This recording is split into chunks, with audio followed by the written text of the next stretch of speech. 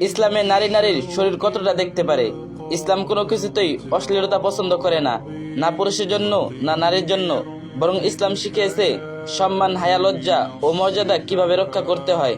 আল্লাহ তাআলা বলেন, তারা যেন তাদের সৌন্দর্য গোপন রাখে এবং কেবল তাদের স্বামী, পিতা, নারী অথবা তাদের অধিকারভুক্ত দাসের সামনে তা প্রকাশ করে। সূরা আন-নূর।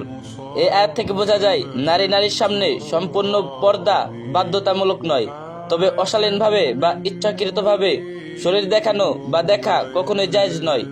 ইসলামিক বিধান কি বলে? ইসলামী ফকিরা, চার মাযহাবের আলেমগণ বলেন, নারীর শরীর থেকে নাভি, পেটের নিচ থেকে হাঁটু পর্যন্ত অংশ আওরা। এই অংশ দেখা বা দেখানো হারাম।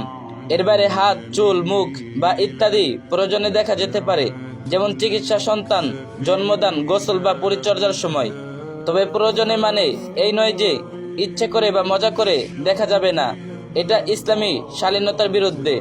রাসূলুল্লাহ সাল্লাল্লাহু আলাইহি সাল্লাম বলেছেন, পুরুষ যেন পুরুষের আওরা না দেখে, আর নারী যেন নারীর আওরা না দেখে।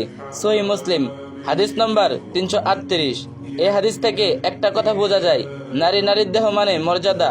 সুতরাং নারীর মধ্যে সীমারেখা থাকতে হবে। অন্য নারীকে দেখতে হলে ইসলামের নিয়মে শুধুমাত্র প্রয়োজনীয় অংশ দেখা যাবে। কামনা, মজা বা কৌতূহল কোনোটি থাকা চলবে না। হায়া, লজ্জা ও আদব বজায় রাখতে হবে।